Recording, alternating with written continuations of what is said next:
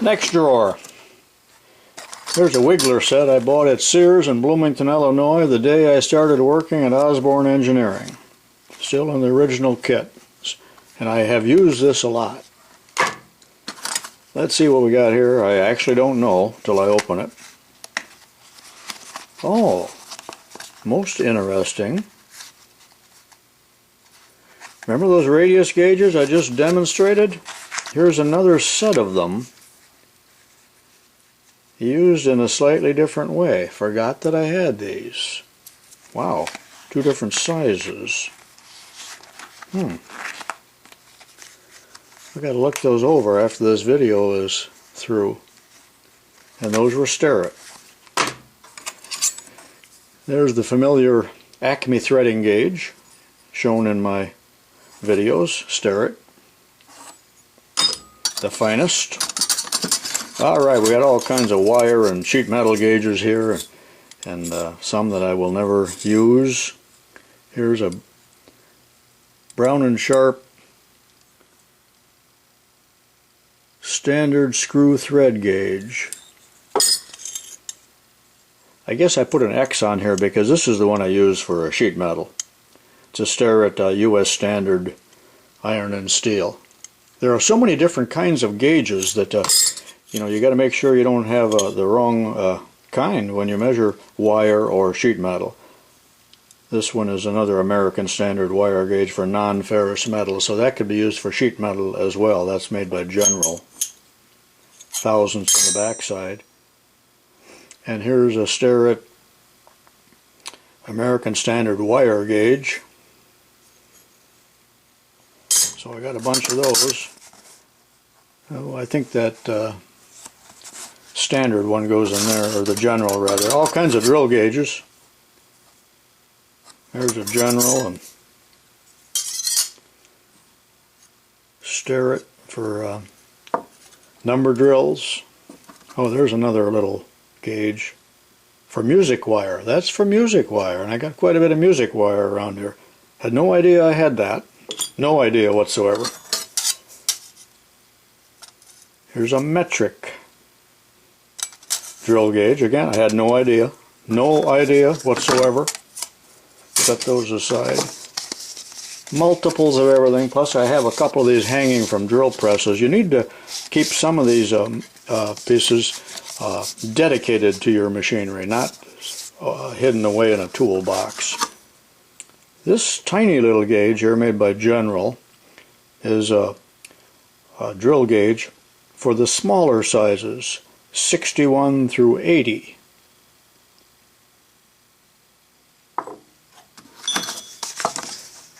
Here's another Starett. That's the letter size drill gauge. These are drawer dividers. What do we got here? Another General. Little rust. You know, sometimes when items are kept in paper, it attracts moisture. Now, I do run a dehumidifier here in my basement, so I have minimum moisture, but you know, you don't know where some of these tools came from before I came across them. Here's two projects, unfinished projects. A man gave me these. These were made on a CNC machine out of brass as a model, not to be shot. Notice that the bore only goes in that far, so they cannot be misused, and because this brass is soft and could blow up. I'm the one that drilled the holes in there for the trunnion, and I had the blueprints to make a little wooden oak carriage for that, and it's on my bucket list to finish those if I can find the drawings. Don't tell the government that I have two cannons. Here's another little sidebar. This is my smallest drill index, and it contains drill bit numbers 60 through 80. See how tiny they are? And this is the appropriate drill gauge to measure them. I've got another set of these too. They got tape around them. A number 80 drill bit is very small. Very small indeed. Here's another little sidebar. As long as I'm doing sidebars, this is number 2. But remember these Starett taper gauges I showed you just a minute ago. The purpose of these, they are similar to that other taper gauge in purpose, but they would be used to measure, and I've got a vise here just for demonstration purposes. If I wanted to know the distance there, well, certainly there are 100 other ways to measure that, but with the taper gauge, again, you would stick the appropriate size one in here until it came down to the line, and then measure it, and that isn't going to show up at all, I don't believe. But whatever the measurement is right there, that is the width of that slot. So these would have some use probably in die making. Not so much for general purpose, but it is a neat tool and worthy of note, I guess. Taper gauges. Okay, next drawer in box 3, and I think I'm enjoying this little presentation more than you are. So I'm running into all kinds of goodies here. Okay, this drawer contains miscellaneous. We got some small C-clamps over here and some little Toolmaker's parallel clamps. There's a Brown and Sharp. There's a set of those. Boy, they made a quality tool too. And that, can't quite read it. And there's a Lufkin, only one of those. Now, these little vices here, Toolmaker's vices, I think they're called. There's one in the original box. They came in pairs, and those are Staretts. And they came with 2 sets of jaws, and I believe I'm missing one.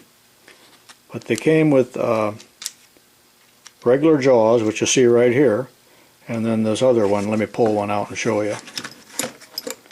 That's another one there. Let's see, the jaws come right out. And that other little flat jaw can be put in there. These I find quite handy. So I got 1.5 sets of those, and these are homemade ones that came in a toolbox.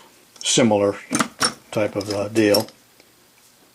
And that looks like it's a Starett wannabe, but it's got somebody's name on it. I'm sure he's long dead. Okay, moving over a little bit more to the other side, there's an assortment of knurled screws that I might need at some time for machine work or replacements for lathes or whatever. And this is a compass, and I had put a knife, an X-Acto knife in there, and this is good for cutting gaskets and paper, cardboard, and so on. Circles. This little Starett box here is full of diamond nibs. These are all kinds of diamond dressers. Don't know where they came from. Different size diamonds. Some are flat. Some have clusters of diamonds in them, like this one.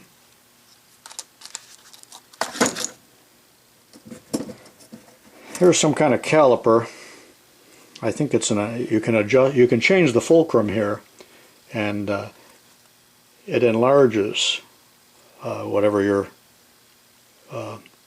measuring. So if you and would give you a proportion. I guess I never have used it. My explanation will not be very good, but it's probably a drafting tool.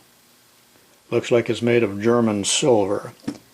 And then here's some oddball feeler gauges. I'm not sure why those are in there, and quite a long, narrow Lufkin flexible ruler in 32nds and 64ths. That's all that's in there, other than a turtle bottle opener. What the heck is that? Superior Coach. You know, they make school buses, I believe. Evanston, Illinois. And last but not least, in this box, at the bottom drawer, here's a little box full of assorted screwdriver bits, and these can be used in impact drivers. That's what those are for. I love an impact driver. I have several of them. I think most of you know what I'm talking about. Impact driver. There's a I think this is a Starett adjustable. No, it's a Brown and Sharp. And you got your fine adjustment here. I seldom use these, but they're kind of nice. There's a Craftsman. Dividers, a long one, and the Starett calipers, a rather large one. I like this old Starett because it'll hold pencils. It could hold other types of points too, but I use it for pencils. And there's another one. That's also, I don't believe that's a Starett. Yeah, it is a Starett. So I've got two of them for some reason. And in here there's some various plumb bobs, nothing of value, steel ones, all from auctions. I do like the looks of a nice brass plumb bob. I used to collect plumb bobs. This is all I have left of them. I had, probably 100 of them. Another brass one with a steel tip. There's a cheap iron one. And here we got some more telescoping gauges, as if I need more of them. That's a Craftsman set. Starett small hole gauges. What do we have here? Sometimes I forget. Also Starett telescoping gauges, and there's one missing. It's probably in that drawer. There's usually 4 in a set. And here's a set of Starett small hole gauges. These vary a little bit. They're flat. They'll go to the bottom of a hole, where the other ones, if I can find one here real quickly, are more of a ball, and they do not go all the way to the bottom. They're like a hemisphere is what they are. Sometimes you need those. Not very often. And then also, here we got another parallel clamp. I don't know why that wasn't in with the other one. Probably wasn't room up there. And then I got one of these in case I need it. And I have no idea what it is. Just an antique tool. I think it's got something to do with food or food preparation. If anybody knows, give me an email. And that concludes